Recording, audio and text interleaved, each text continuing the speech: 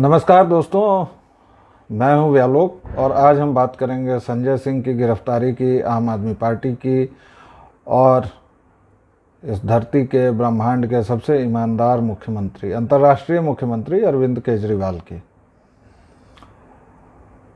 शुरुआत कल की घटनाओं से करते हैं।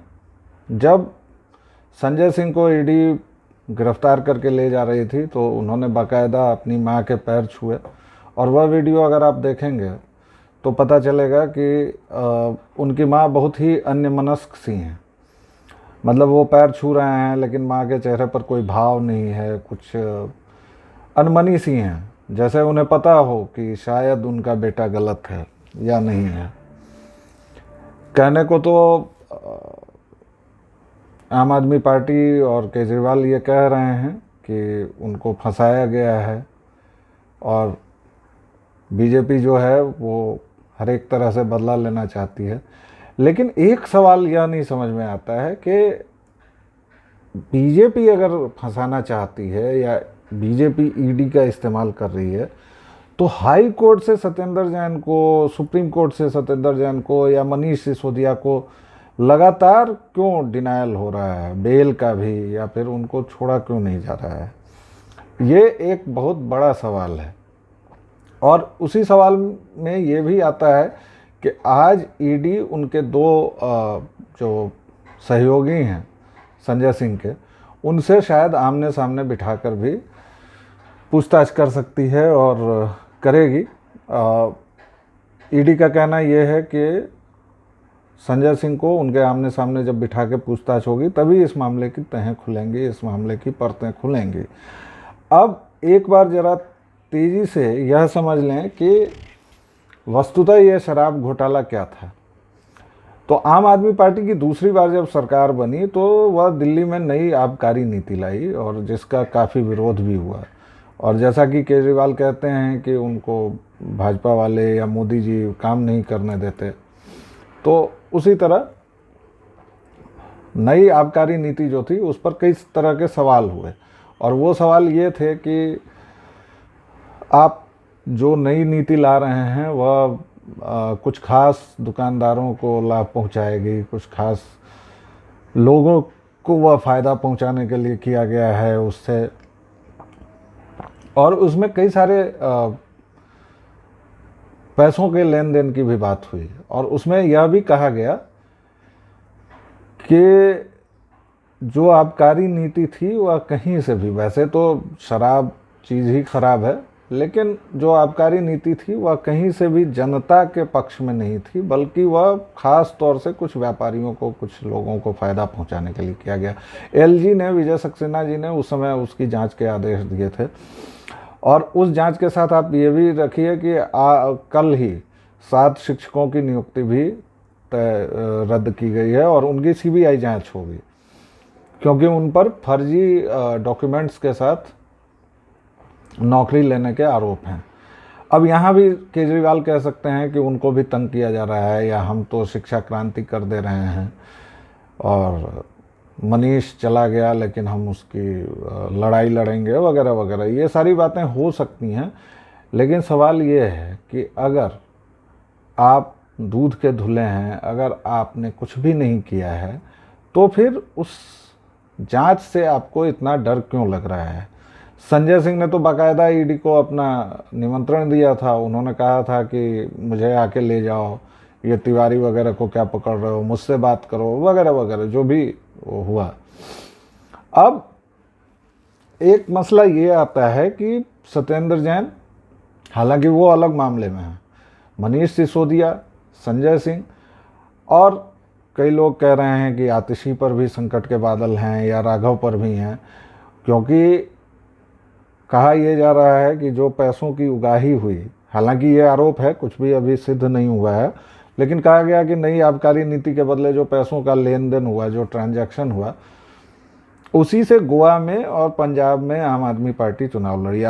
पंजाब में छाया मुख्यमंत्री कौन हैं यह सबको पता है, भगवंत मान वहाँ कहने के लिए हैं, लेकिन राघव चड्ढा और केजरीवाल की वहाँ पूरी दखल रहती है। और केजरीवाल के हाव भाव से या भगवंत मान के हाव भाव से ये सारी चीज़ें स्पष्ट भी हैं। अब एक सवाल ये आता है कि आम आदमी पार्टी का क्या होगा। मतलब एक गाना है कि क्या से क्या हो गए देखते देखते, वही आम आदमी पार्टी थी। आप लोग अगर याद करें कि 2011, 12, 13 में जो एक लहर चली थी, एक भ्रष्टाचार विरोधी आंदोलन चला था, आईएसी, इंडिया अगेंस्ट करप्शन, फिर अन्ना हजारे आए थे उसमें, और उसमें दलगत विभाजन जो था वह खत्म हो गया था, क्योंकि उसमें आरएसएस का भी कुछ समर्थन था, उसमें बाबा रामदेव भी थे, उसमें किरण बेदी भी थी, और तमाम तरह के लोग थे। और वहीं पर केजरीवाल ने वहीं से पलटी मारी कि पहली बार उन्होंने कहा कि हम कोई राजनीतिक दल नहीं बनाएंगे, और कुछ दिनों के बाद उन्होंने उसी मंच से घोषणा की कि हम अगला चुनाव लड़ेंगे दिल्ली विधानसभा का। और वहीं से उनकी राजनीतिक यात्रा शुरू होती है। और एक अमोरल, एक जो कहा जाए कि आपको अनैतिक जर्नी जो होती है आदमी की, वह वहाँ से शुरू हुई। क्योंकि आपको याद होगा, मैं दर्शकों आपको याद दिलाऊं कि पहला जो अंशदान दिया था, पैसा जो दिया था, वह वकील प्रशांत भूषण के पिताजी शांति भूषण जी ने दिया था आम आदमी पार्टी के लिए। इसके अलावा जेएनयू के प्रोफेसर डॉक्टर आनंद कुमार साथ में थे। उसके अलावा आपके योगेंद्र यादव थे, जिन्होंने बाद में अपना नाम योगेंद्र सलीम यादव करके दिया, आशुतोष थे, या जो भी थे। आप ज़रा याद कीजिए कि आज ये सारे लोग कहाँ हैं, और किस तरह से इनको केजरीवाल ने धत्ता बताया, किस तरह से इन्होंने, और केजरीवाल ने बेसिकली इन लोगों की अच्छी खासी बेइज्जती भी की। बल्कि योगेंद्र यादव को तो निकालते वक्त उन्होंने मतलब बहुत ही शर्मनाक किस्म के शब्दों का प्रयोग किया, और उन्होंने कहा कि यह तो, इसको तो पर लात मार के निकाल दो। तो जो व्यक्ति अपने परिजनों का नहीं है, क्योंकि उन्होंने बेटे बेटे की झूठी कसम खाई, जो व्यक्ति अपने दोस्तों का नहीं है, जो दोस्त आशुतोष अब न्यूज़ चैनल में बैठकर और वहाँ पर आम आदमी पार्टी का संविधान बनाते थे, ड्राफ्ट बनाते थे, आगे की योजनाएं बनाते थे, जो भी बनाते हों। पुण्य प्रसून वाजपेयी बहुत क्रांतिकारी कह के एक तरह से वो करते थे। केजरीवाल की जो वासना थी कि मैं टीवी चैनल्स में दिखूं, उसके लिए उनके कई दोस्तों ने, कई पत्रकारों ने, कई वरिष्ठ पत्रकारों ने बहुत सारा काम किया। उसके अलावा प्रशांत भूषण थे, शांति भूषण थे, योगेंद्र यादव थे। उस व्यक्ति ने एक एक कर हर एक उस कांटे को निकाला, क्योंकि आनंद कुमार हों या फिर योगेंद्र यादव हों या शांति भूषण हों, ये सब कहीं ना कहीं हमेशा ही एक तरह से केजरीवाल को नैतिकता के पथ पर रखने का प्रयास कर रहे थे। और केजरीवाल के लिए सत्ता और पैसा ये सबसे ज़्यादा महत्वपूर्ण था। तो केजरीवाल ने कई सारे काम किए। आपको याद होगा कि पहली बार उन्होंने चुनाव लड़ा, पहली सरकार बनाई, फिर वो जिस कांग्रेस का पूरा विरोध किया उन्होंने उसका समर्थन भी ले लिया। इतना ही नहीं, कभी वो चढ़ गए सचिवालय में मेज पर, और उसके बाद वहाँ पूरा रकस मच गया। कभी वो अपनी नीली वैगनार लेकर हो जाते थे, सो जाते थे कहीं भी सड़क के किनारे। लेकिन आज उनका जो शीश महल है उस पर आप गौर कीजिए कि आज उनके शीश महल पर छापा पड़ रहा है, और वो उनके पास कोई इसका जायज़ या नाजायज़ कारण नहीं है कि उनका शीश महल, आखिर एक आम आदमी का जो दावा करते हैं वो कैसे उतना आलीशान शीश महल बना सकता है। उनके 3 साथी जेल में हैं, और हर एक बार का उनका वही नाटक है। जैसे वो मनीष सिसोदिया जेल गए तो वो उसमें गए, उनके घर पर गए, बहुत रोना धोना किया। अभी कल संजय सिंह के साथ भी उन्होंने यही किया। और केजरीवाल आईआरएस अधिकारी रहे हैं, तो वह जानते हैं कि कौन सी सरकारी फाइल पर कहाँ साइन नहीं करना है। केजरीवाल विश्व के एकमात्र मुख्यमंत्री हैं जिनके पास कोई विभाग नहीं है। मतलब इतना शानदार और कर्मठ मुख्यमंत्री आप में से किसने देखा होगा कि व्यक्ति लगातार काम करता है, दिल्ली को वर्ल्ड क्लास शहर बना देता है, शिक्षा में क्रांति ला देता है, शराब क्रांति लाता है, लेकिन उसके पास कोई विभाग नहीं है। क्योंकि वह जानते हैं कि विभाग होना मतलब फाइल्स पर साइन करना, फाइल्स पर साइन करना मतलब कुछ ना कुछ फंसना, कहीं कोई भी चीज़ हो तो। अभी वह पूरा अपना मामला झटक कर खड़े हो गए हैं। और आप याद कीजिए कि जब वो अन्ना आंदोलन का दौर था या IAC, इंडिया अगेंस्ट करप्शन, ये राघव चड्ढा भी उसी समय आए हुए थे। कई लोगों ने अपनी नौकरी छोड़ी, कई लोगों ने अपने चमकते करियर को छोड़ा।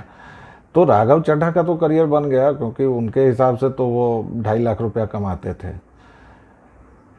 साल में जी, यानी महीने के 20,000 रुपये। लेकिन आज उन्होंने अपनी शादी में 10 लाख का एक स्वीट ही बुक किया है, और जिस होटल में उन्होंने शादी की है वह शायद अच्छे अच्छे व्यापारियों का, अच्छे अच्छे धन कुबेरों को भी वहाँ हिम्मत नहीं होगी। लेकिन वह आम आदमी है, 2.5 लाख कमाते हैं सालाना। उनके पास गाड़ी तक उन्होंने नहीं बोली है कि मेरे एफिडेविट में है, लेकिन आज वो एक बॉलीवुड की हीरोइन से शादी करते हैं।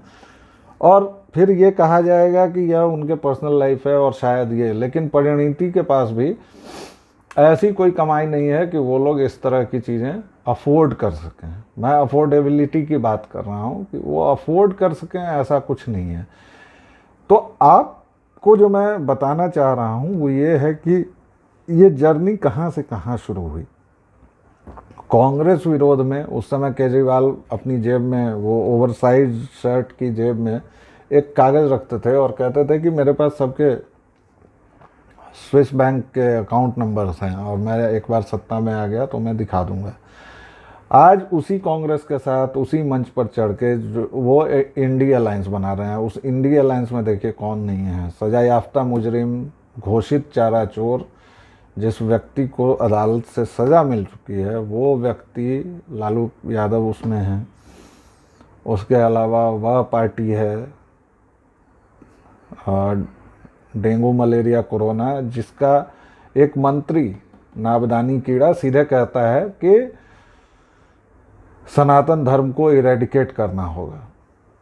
तो आप यह देखिए कि इंडी अलायंस है या फिर जो भी उनके अलायंस हैं और उसके जो भी साथी हैं, उन साथियों के साथ ही आप केजरीवाल आज हर एक उस चीज़ के विरोध में खड़े हो गए हैं जिसका वह कभी विरोध किया करते थे।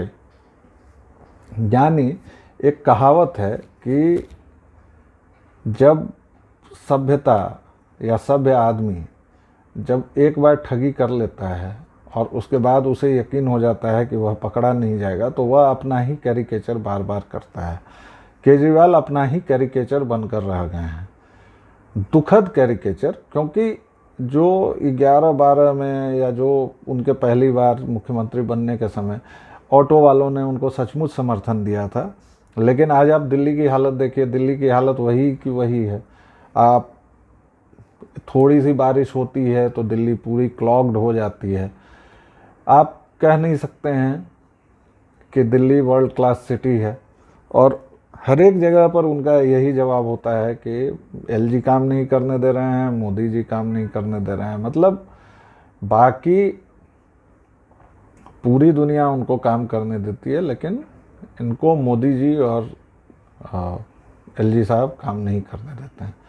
ये सबसे बड़ी त्रासदी है। ये दुनिया में एक ऐसे आंदोलन की, उन्होंने नागरिक आंदोलनों से लोगों का भरोसा उठा दिया, क्योंकि ये सिविल सोसाइटी जो शब्द चला था ना, और उसी समय पिंक रेवोल्यूशन हुआ था, मिस्र में भी हुआ था एक रेवोल्यूशन, वहाँ पर लोग, और ये इंटरनेट नया आ रहा था, नई चीज़ें आ रही थी, सोशल मीडिया आए हुए ज़्यादा ज़माना नहीं हुआ था, लेकिन लोग उस पर इकट्ठा हो रहे थे और लोगों के पास ऐसा लगा था कि मानो अब देश बदल जाएगा।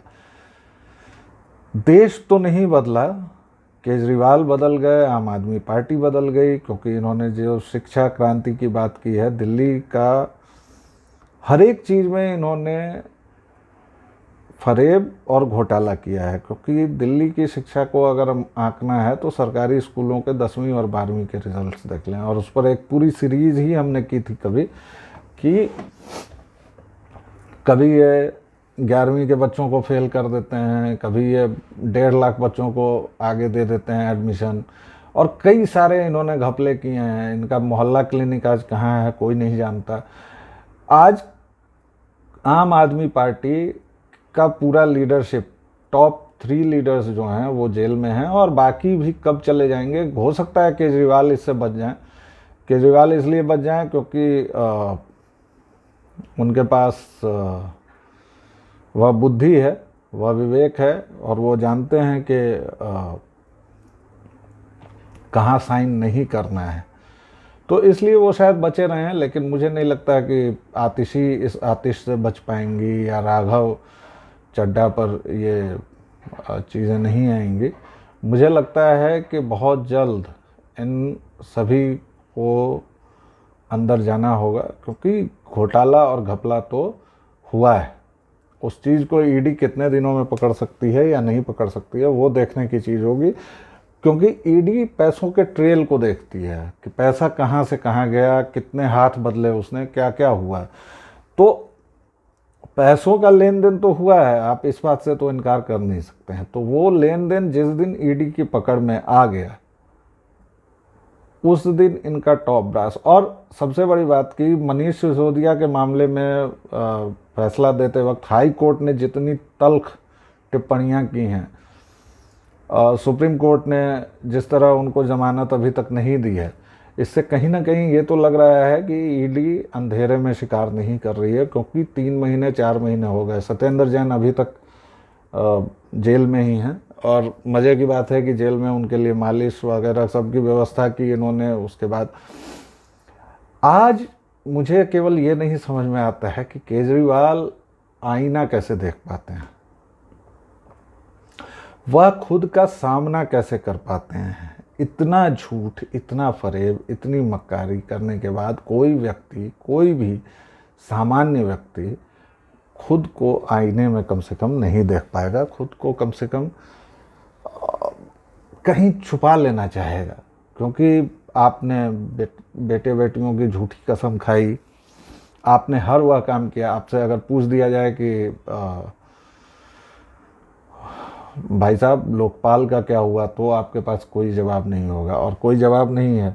आपने नागरिक आंदोलनों को ख़त्म कर दिया, आपने FCRA एक्ट को कड़ा बनाने पर मजबूर किया, क्योंकि आपने FCRA एक्ट में आपने विदेशी फंडिंग और तमाम चीज़ों को लेके ऐसा घालमेल किया कि अब सरकार के पास कोई चारा नहीं था, और इसीलिए अब विदेशी फंडिंग पर काफ़ी सख्त हो गई है सरकार की, वो हिसाब किताब देना चाहिए। इसके साथ साथ आपने अपने तमाम साथियों को अलग किया, बुजुर्गों को किया, अपने साथियों को किया। एक एक साथी आपका, चाहे वो कुमार विश्वास हो, चाहे वो जो भी हो, योगेंद्र यादव हों, शांति भूषण हों, आशुतोष हों, सबके साथ आपने बुरा व्यवहार किया। और सबसे बड़ी बात, आपने दिल्ली की 1.25 करोड़ जनता के साथ धोखा किया है।